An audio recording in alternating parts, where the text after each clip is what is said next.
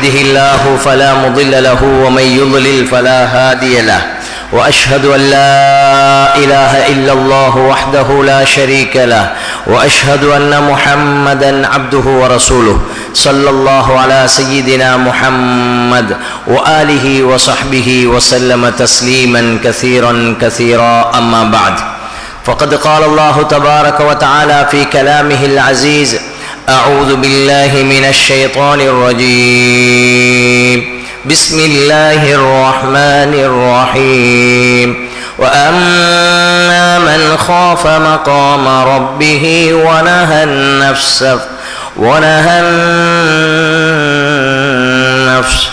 صدق الله العلي العظيم وقال رسول الله صلى الله عليه وسلم تحفة المؤمن الموت أو كما قال عليه الصلاة والسلام.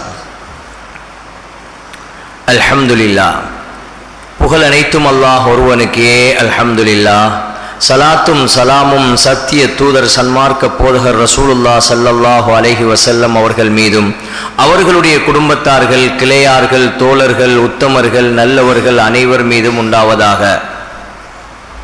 இந்த வெள்ளிக்கிழமை தினத்தில் அல்லாஹுடைய மாளிகையில் அல்லாஹுக்காக நான் இந்த பள்ளி வாயிலில் தரிக்கிறேன் என்ற நியத்தை வைத்து அமர்ந்திருக்கும் அல்லாஹின் நல்லடியார்களே, அருமையான சகோதரர்களே, அல்லாஹ் சொன்ன நல்ல காரியங்களை முடியுமான அளவு எடுத்து நடக்கும்படியும் தடுத்த தீய காரியங்களை விட்டும் முற்றுமுழுதாக தவிர்ந்து கொள்ளும்படியும் முதலில் அடியனுக்கும் அப்பால் உங்களுக்கும் வசியத்தும் நசீஹத்தும் செய்து கொள்கின்றேன். அன்புக்குரிய சகோதரர்களே, அல்லாஹுடைய நல்லடியார்களே, அல்லாஹ் சுப்ஹானஹு வ தஆலா உலகத்தில் மௌத்து வரைக்கும் ஒரு சந்தர்ப்பத்தை தந்திருக்கிறான். அதற்குள் பல நிலைமைகளை மாற்றி மாற்றி ஏற்படுத்தி கொண்டிருக்கின்றான். சகோதரர்களே, என்ன நிலைமை வருகிறதோ அனைத்தும் சோதனை என்று குர்ஆன் சொல்கிறது. உயர்வு, தாழ்வு, வறுமை, செல்வம், அழகு குறைவு, எதுவாக இருந்தாலும் அது ஒவ்வொன்றும் ஒவ்வொருத்தருக்கும் கிடைக்கக்கூடிய ஒவ்வொன்றும் சோதனை என்று குர்ஆன் சொல்கிறது. லியப்லுவக்கும் ஃபீமா ஆதாக்கும், செல்வத்தை கொடுத்திருக்கின்றேனா அந்த செல்வந்தனுக்கு செல்வம் கிடைத்திருப்பது சோதனை. ஏழ்மை கொடுக்கப்பட்டிருக்கிறதா அந்த ஏழைக்கு அந்த ஏழ்மை சோதனையாக இருக்கிறது. அழகு கிடைத்திருக்கிறது, இந்த அழகனுக்கு அழகு சோதனையாக இருக்கிறது. ஒருவரை அசிங்கமாக இருக்கிறாரா அந்த அசிங்கம், அழகு குறைவு அவருக்கு சோதனையாக இருக்கிறது. லியப்லுவக்கும் ஃபீமா ஆதாக்கும், ஒவ்வொரு நிலைமையை ஏற்படுத்தி அந்த நிலைமையில் வைத்து அவரை சோதித்துக் கொண்டிருக்கிறேன் என்று அல்லாஹ் குர்ஆனிலே சொல்லிக் கொண்டிருக்கிறான். ஒட்டுமொத்தத்தில் உலக வாழ்க்கையே சோதனை தான் சகோதரர்களே, பெரியார்களே. இந்த உலக வாழ்க்கையில் நாம் என்ன செய்ய வேண்டும்? ரசூலுல்லாஹி ஸல்லல்லாஹு அலைஹி வஸல்லம் சொன்னார்கள், இக்தனிம் ஹம்ஸன் கப்ல ஹம்ஸின், 5 விடயங்களுக்கு முன்னால் 5 விடயங்களை நீங்கள் பயன்படுத்திக் கொள்ளுங்கள். என்ன வார்த்தை? கனிமத்தாக எடுத்துக்கொள்ளுங்கள். கனிமத் என்றால் யுத்தத்திற்கு சென்று விரோதியை வென்று அடுத்த விரோதியுடைய கூட்டம் வந்து தாக்குவதற்கு முன்பு அவசர அவசரமாக அதை எடுத்துக்கொள்கின்றோம். இதுக்குத்தான் கனிமத்துடைய பொருள் என்று சொல்வோம். இந்த கனிமத்தை போன்று 5 விடயங்களுக்கு முன்பு 5ஐ பாவித்துக் கொள்ளுங்கள் என்றார்கள் ரசூலுல்லாஹ் ஸல்லல்லாஹு அலைஹி வஸல்லம். ஹயாத்தக கப்ல மௌத்திக், வாழ்க்கை கிடைத்திருக்கிறது, மௌத்துக்கு முன்பு அந்த வாழ்க்கையை பயன்படுத்திக் கொள்ளுங்கள். சிஹ்ஹதக கப்ல சுக்மிக், ஆரோக்கியம் கிடைத்திருக்கிறது, நோய் வருவதற்கு முன்பு பயன்படுத்திக் கொள்ளுங்கள். கினாஅக கப்ல ஃபக்ரிக், செல்வம் கிடைக்கிறதா ஏழ்மைக்கு முன்பு பயன்படுத்திக் கொள்ளுங்கள். ஷபாபக கப்ல ஹரமிக், வாலிபத்தை வயோதிபத்திற்கு முன்பு பயன்படுத்திக் கொள்ளுங்கள். சகோதரர்களே, பெரியார்களே, அல்லாஹுடைய நல்லடியார்களே, இப்படி அல்லாஹ் உலகத்தில் பல நிலைமைகளை மாற்றி மாற்றி ஏற்படுத்தி கொண்டிருக்கின்றான்.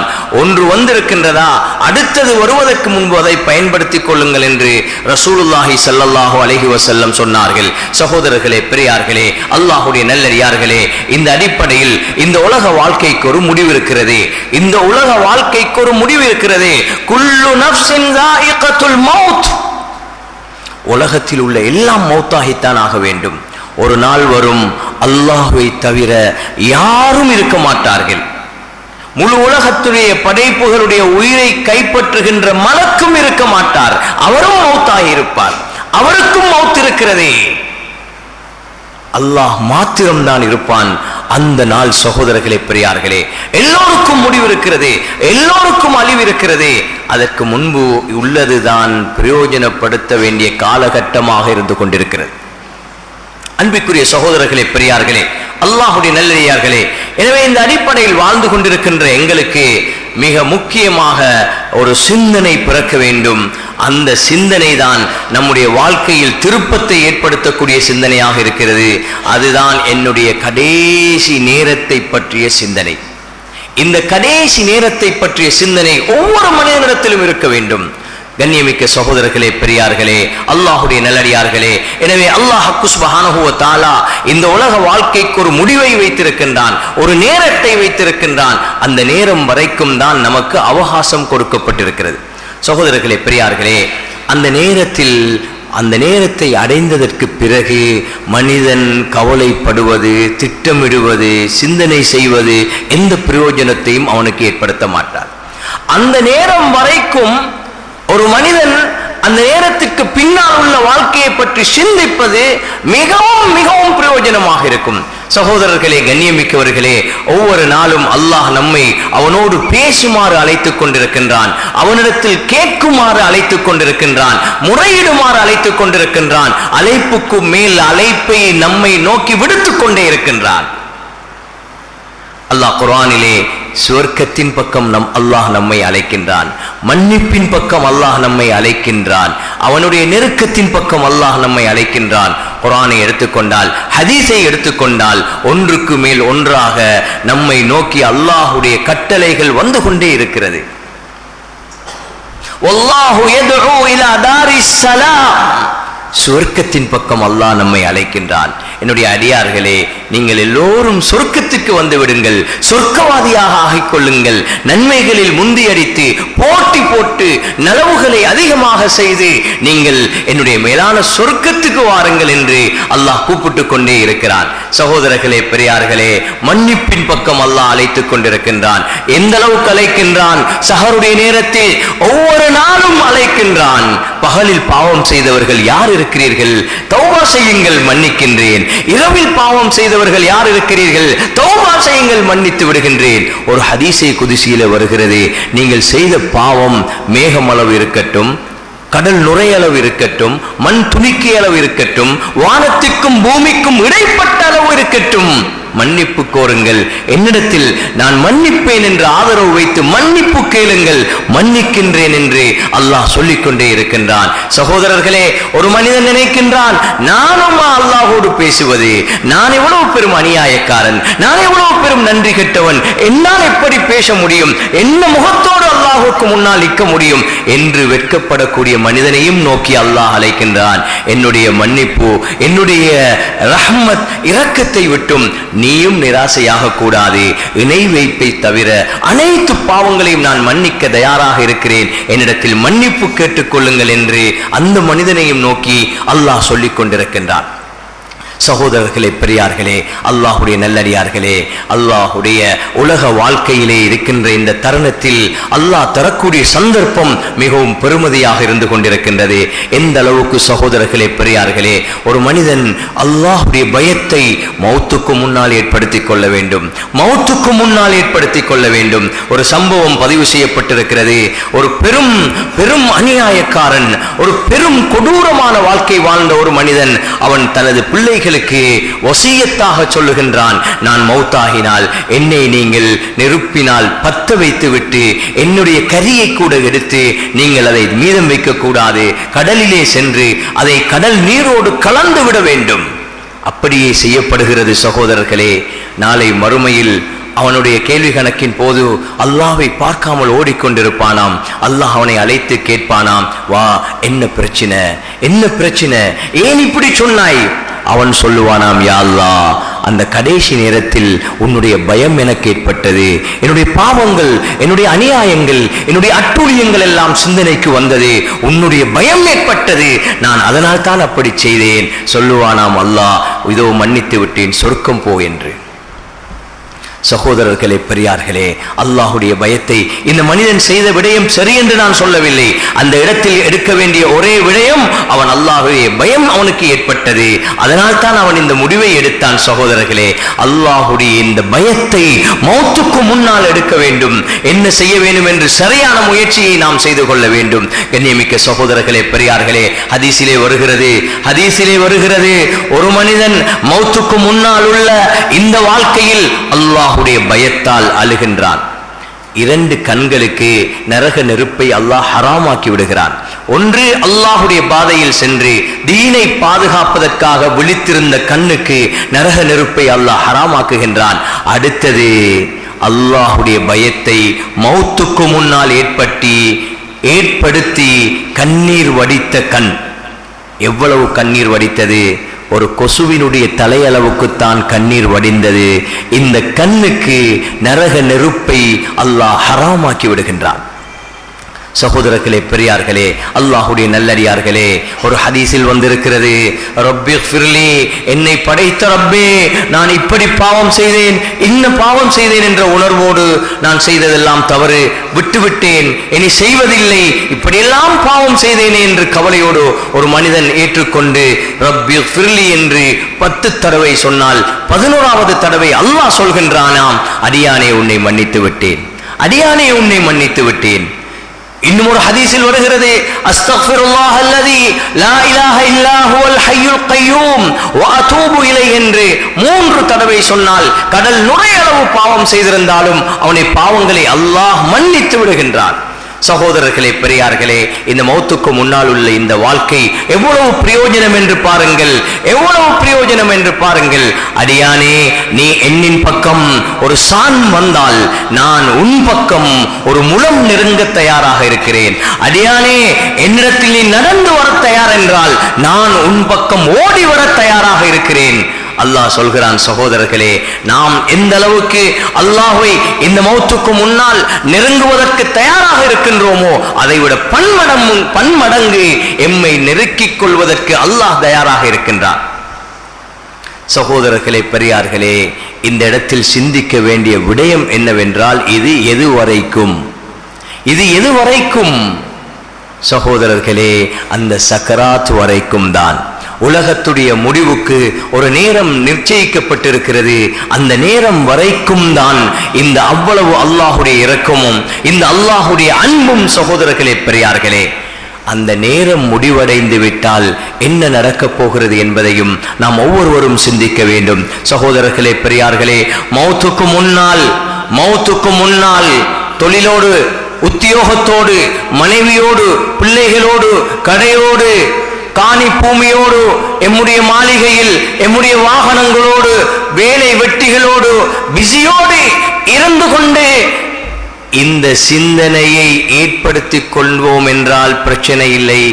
இதனால் நாம் இந்த உலக வாழ்க்கையில் அந்த மௌத்து வரைக்கும் இந்த நிலைமையை, இந்த நேரத்தை எடுத்துக்கொள்வதற்கு, ஒதுக்கிக் கொள்வதற்கு நாம் தயாரில்லை என்று சொன்னால், சகோதரர்களே, பெரியார்களே, ஒரு கொசுவின் தலையளவுக்கு கண்ணீர் வடிப்பதற்கு கூட நேரம் எடுக்கவில்லை என்றால் நேரம் வருகிறது.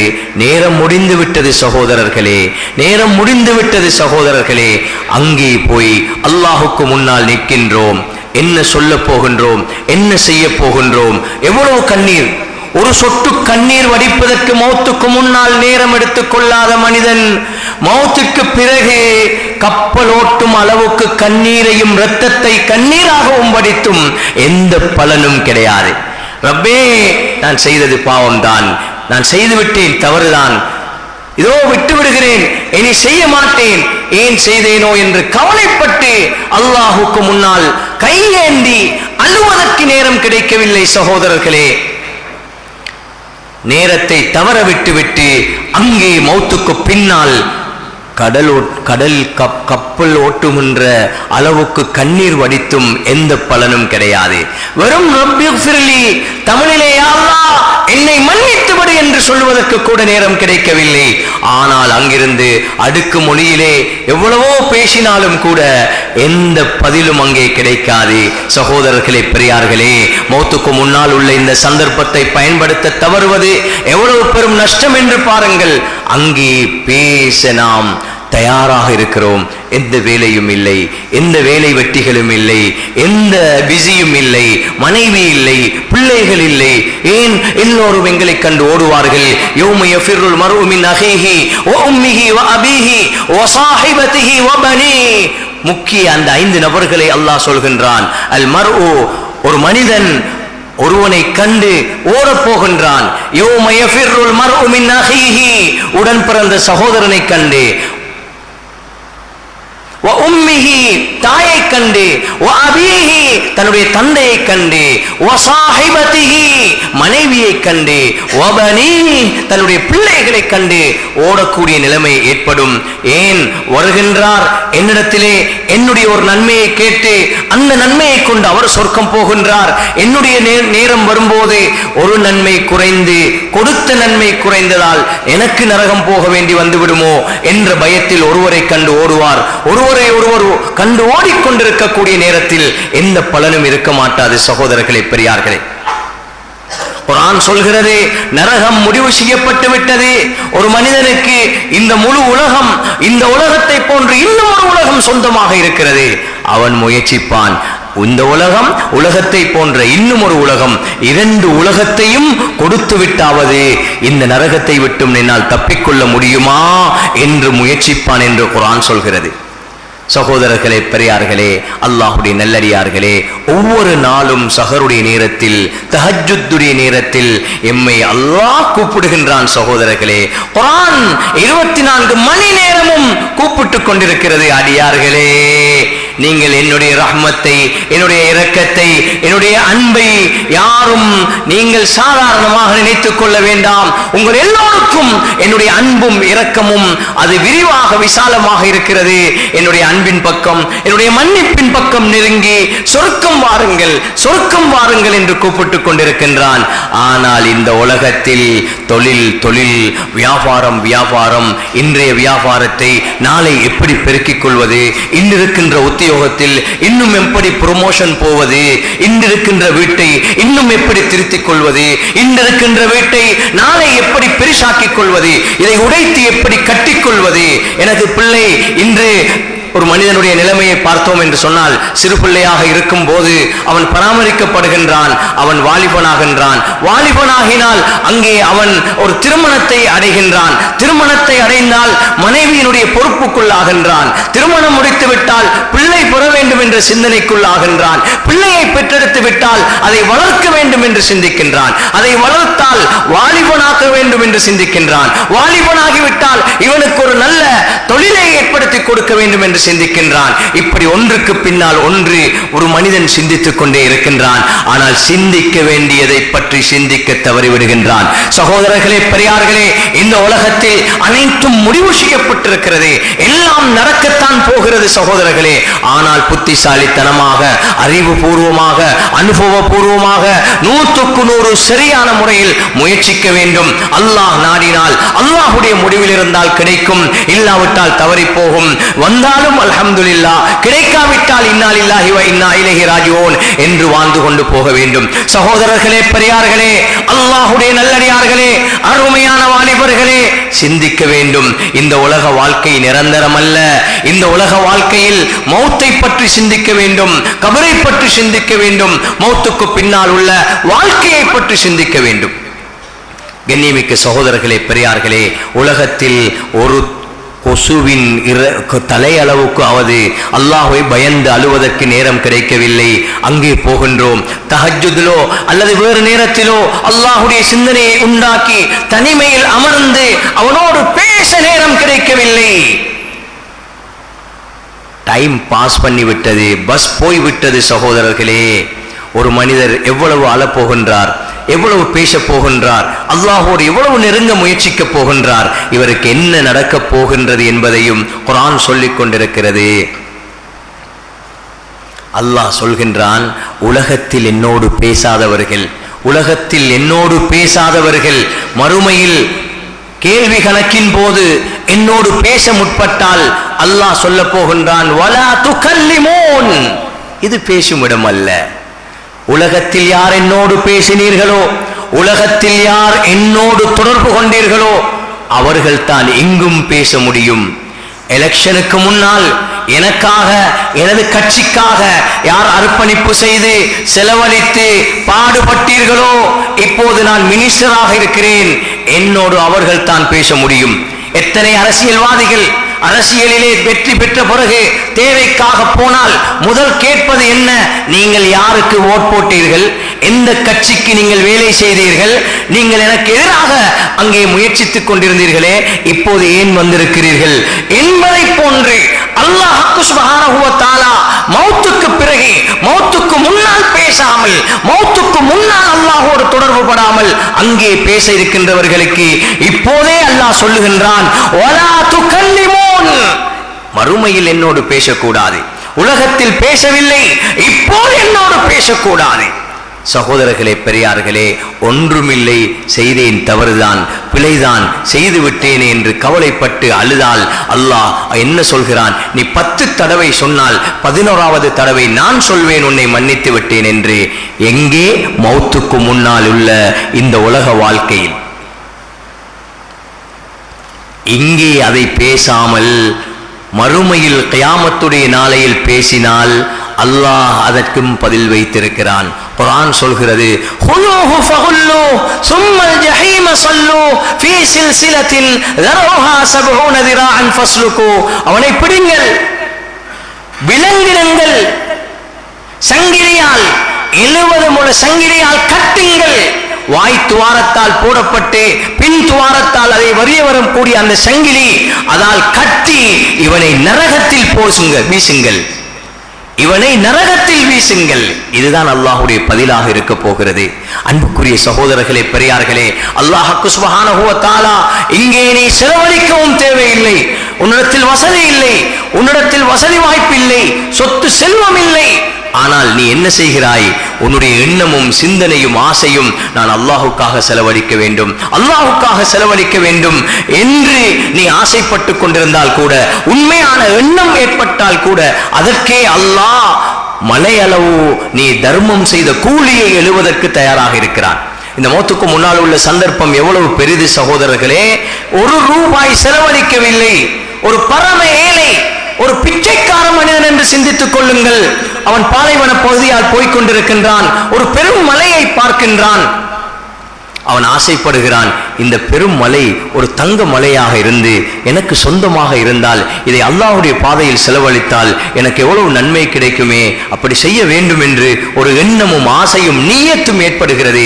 ஹதீஸுடைய கருத்து, உடனே அல்லாஹ் அப்படி ஒரு தங்க மலையை அல்லாஹ்வின் பாதையில் செலவழித்தால் என்ன நன்மையோ அந்த நன்மையை இந்த மனிதனுடைய ஏட்டிலே எழுதிவிடுகின்றான். சகோதரர்களே, பெரியார்களே, அல்லாஹ்வுடைய நல்லடியார்களே, இது மௌத்துக்கு முன்னால் செய்ய வேண்டும், மௌத்துக்கு முன்னால் செய்ய வேண்டும். மௌத்துக்கு பிறகு உலகத்தை போன்ற ஒரு உலகம் இருந்தும் எந்த பலனையும் பெற்றுக்கொள்ள முடியாது என்று குர்ஆன் சொல்லிக் கொண்டிருக்கிறது. சகோதரர்களே, உலகத்தை போன்ற இன்னொரு உலகத்தை வைத்து கூட உன்னால் எதையும் சாதித்துக் கொள்ள முடியாது. ஆனால் இந்த உலகத்தில் 1 ரூபாயால், ஒரு 100 ரூபாயால், ஒரு 1000 ரூபாயால், சொன்னார்கள் ஸல்லல்லாஹு அலைஹி வஸல்லம், இத்தகுன்னார் வலவ் பிஷிக்கி தம்ரா, இந்த உலகத்தில் ஈச்சம்பழ துண்டு, ஒரு ஈச்சம்பழத்தை முழுமையாக கூட அல்ல, ஒரு ஈச்சம்பழத்துடைய ஒரு துண்டை கொடுத்தாவது, சதகா செய்தாவது நரகை விட்டும் பாதுகாத்துக் கொள்ளுங்கள். சகோதரர்களே, பெரியார்களே, அல்லாஹ்வுடைய நல்லடியார்களே, உண்மை விளங்க வரும்போது, உண்மை தெரிய வரும்போது நாம் என்ன சொல்ல போகின்றோம்? சக்கராத் வரைக்கும் வாழ்க்கையை பாழாக்கிவிட்டு, வாழ்க்கையை உலகம் என்று மாத்திரம் சிந்தித்து விட்டு, உலகத்திற்கே கொடுத்து விட்டு, உலகத்திலேயே ஒதுங்கி இருந்து விட்டு ஒரு மனிதன் சக்கராத் வரும்போது அவன் சொல்ல போகின்றான், லௌலா அஹ்ர்தனி இலா அஜலின் கரீப், யா அல்லாஹ், எனக்கு இப்போது உண்மை விளங்கி விட்டது, உண்மை யதார்த்தம் புரிந்து விட்டது, என்னை கொஞ்சம் தாமதப்படுத்தி இந்த சக்கராத்தில் இருந்து என்னை மரணிக்க செய்யாமல் கொஞ்சம் ஒரு சின்ன சந்தர்ப்பம் கொடுத்து, ஒரு தாமதப்படுத்தி உலகத்தில் ஒரு 2வது சந்தர்ப்பத்தை நீ தரமாட்டாயா? ஏன் கேட்கின்றான்? எக்ஸாம் எல்லாம் எழுதியாச்சு, ப்ரொமோஷன் கிடைக்க போகுது, ரிசல்ட்ஸ் வாரத்துக்கு ஒரு நிமிஷம் இருக்குது. யா அல்லாஹ் அந்த ரிசல்ட்ஸை எடுத்து அந்த ப்ரொமோஷன் எடுத்துட்டு வாரன், அதுக்கு தாயண்டா இல்ல சம்பாதிச்சு அடுக்கி வச்சிருக்குது எல்லாம் எடுத்து ஒரு எல்லா விஷயத்துக்கும் ஒரு ஏற்பாடு செய்ய கிடைக்கல, ஒரு சந்தர்ப்பம் தாயா அல்லாஹ் அதற்கா? அல்லது மனைவியை பார்க்க, பிள்ளைகளை பார்க்க, சொத்தை கணக்கெடுத்து முடிக்க, இதுகளுக்கா கேட்க போகிறோம்? இல்லை சகோதரர்களே, இரண்டு விடயங்களுக்காகத்தான் அந்த சக்கராத்தை அடையக்கூடிய மனிதன், வாழ்க்கையை பாழாக்கிய மனிதன், வாழ்க்கையை பிரயோஜனம் இல்லாமல் கழித்த மனிதன் 2 விடயங்களுக்குத்தான் கேட்கின்றான்.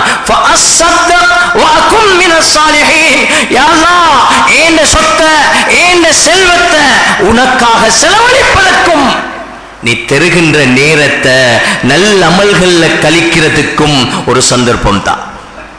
இப்போது விளங்குகிறதா சகோதரர்களே, பெரியார்களே? உலக வாழ்க்கையில் உண்மையான பிரயோஜனம் என்ன? ஞானக்கண் திறக்கும் நேரம்தான் சக்கராத்துடைய நேரம். உண்மை கண் திறக்கின்ற நேரம்தான் சக்கராத்துடைய நேரம்.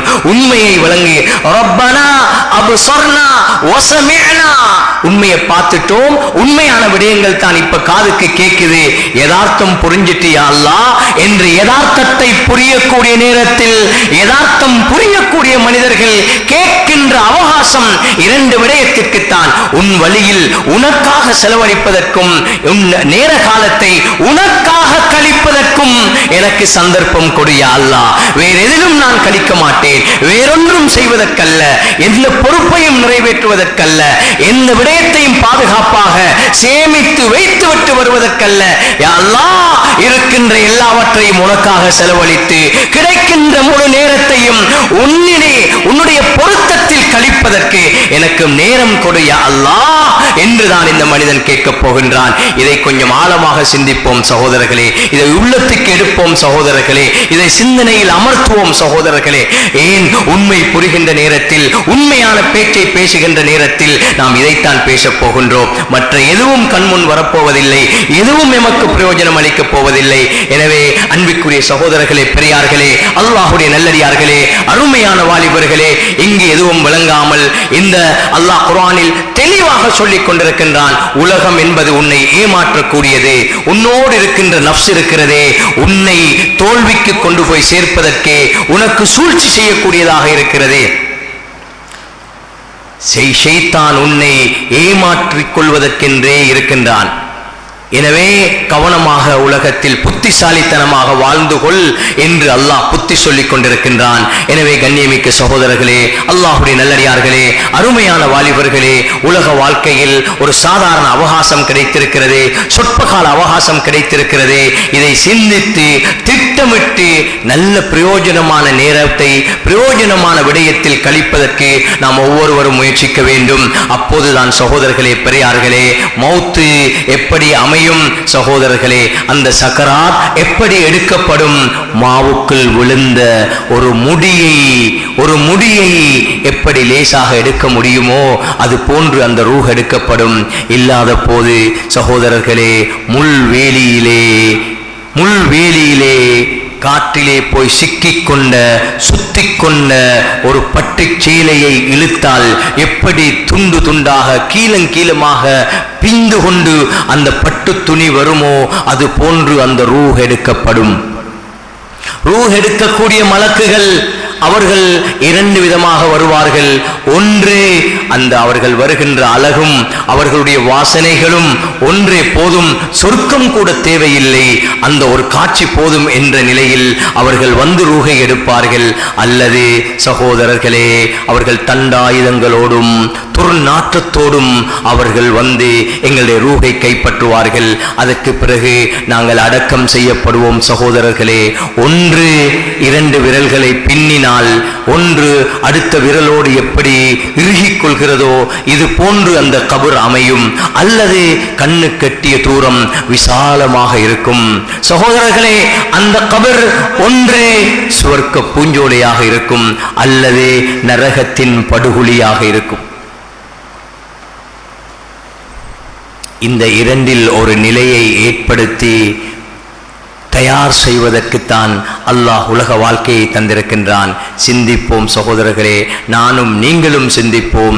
இதிலிருந்து மறதியை ஏற்படுத்துவதற்கு, இந்த சிந்தனையிலிருந்து தூரமாக்குவதற்கு, இந்த சிந்தனையை செய்யக்கூடிய இடங்களுக்கு போகாமல் ஆக்குவதற்குத்தான் நஃப்ஸ் என்ற ஒன்று எங்களோடு இருக்கிறது. ஷைத்தான் எங்களுடைய இரத்த நாளங்களூடாக ஓடிக்கொண்டிருக்கின்றான். இதுதான் சகோதரர்களே எமது வாழ்க்கையில் நானும் நீங்களும் விளங்கிக் கொள்ள வேண்டிய யதார்த்தமாக இருக்கிறது. எனவே சகோதரர்களே, பெரியார்களே, அல்லாஹுடைய நல்லடியார்களே, இந்த விடயங்களில் சிந்தித்து உண்மையை யதார்த்தத்தை விளங்கி மௌத்துக்கு பின்னால் சக்கராத்துக்கு பின்னால் விளங்கக்கூடியவர்களாக மாறாமல் மௌத்துக்கு முன்னால் மௌத்தை பற்றி சிந்திக்க அல் கைஸ் மன்தான நஃப்ஸஹு வ அமில லிமா பாதல் மௌத், புத்திசாலி மௌத்துக்கு முன்னால் மௌத்தை சிந்திப்பார், மௌத்துக்கு பின்னால் உள்ள வாழ்க்கைக்காக இந்த உலகத்தில் தயார் செய்வார். இவர்தான் புத்திசாலி என்று சொன்னார்கள் ஸல்லல்லாஹு அலைஹி வஸல்லம். அந்த புத்திசாலி கூட்டத்திலே அல்லாஹ் என்னையும் உங்களையும் சேர்த்தருள்வானாக. யா அல்லாஹ் எங்களுடைய பாவங்களை மன்னிப்பாயாக. யா அல்லாஹ் இந்த உலகத்துடைய யதார்த்தத்தை புரிய வைப்பாயாக. யா அல்லாஹ் மௌத்தை வெற்றியான நிலைமையில் ஆக்கி வைப்பாயாக. யா அல்லாஹ் உலகத்தில் என்னென்ன நலவுகளை செய்து உன்னை சந்தோஷப்படுத்த முடியுமோ அவைகள் அதிகம் அதிகம் செய்ய தௌஃபீக் செய்வாயாக. யா அல்லாஹ் உன்னை கோபப்படுத்தக்கூடிய, உன்னை வெறுப்பேற்படுத்தக்கூடிய விடயங்களில் இருந்து எங்களை பாதுகாப்பாயாக. வாஹிரு தாவானா அனில் ஹம்துலில்லாஹி ரப்பில் العالمين. الحمد لله نحمده ونستعينه ونستغفره ونؤمن به ونتوكل عليه ونعوذ بالله من شرور أنفسنا ومن سيئات أعمالنا. من يهده الله فلا مضل له ومن يضلل فلا هادي له وأشهد أن لا إله إلا الله وحده لا شريك له وأشهد أن محمدا عبده ورسوله صلى الله على سيدنا محمد وآله وصحبه وسلم تسليما كثيرا كثيرا. أما بعد فإني أوصيكم ونفسي أولا بتقوى الله وأحذركم يوما عبوسا قمطريرا. وقال النبي صلى الله عليه وسلم في خطبته المباركة: يا أيها الناس توبوا إلى الله قبل أن تموتوا وبادروا بالأعمال الصالحة قبل أن تشتغلوا عنها هرما ناغضا وموتا خالصا ومرضا حابسا وتصويفا موليا وصلوا الذي بينكم وبين ربكم تسعدوا وأكثروا الصدقة في السر والعلانية تجروا وتحمدوا وترزقوا وتنصروا وتجبروا وأمروا بالمعروف تنصروا وانهوا عن المنكر تنصروا. أيها الناس إن أكيسكم أكثركم ذكرا للموت وأكرمكم أحسنكم استعدادا له. ألا وإن من علامات العقل التجافي عن دار الغرور والإنابة إلى دار الخلود والزود لسكن القبور والتأهب ليوم النشور. والله تبارك وتعالى يقول: أعوذ بالله من الشيطان الرجيم. بسم الله الرحمن الرحيم. والعصر إن الإنسان لفي خسر إلا الذين آمنوا وعملوا الصالحات وتواصوا بالحق وتواصوا بالصبر. صدق الله العلي العظيم. بارك الله لنا ولكم بالقرآن العظيم ونفعنا وإياكم بالآيات والذكر الحكيم. أقول قولي هذا أستغفر الله لي ولكم فاستغفروه إنه هو الغفور الرحيم.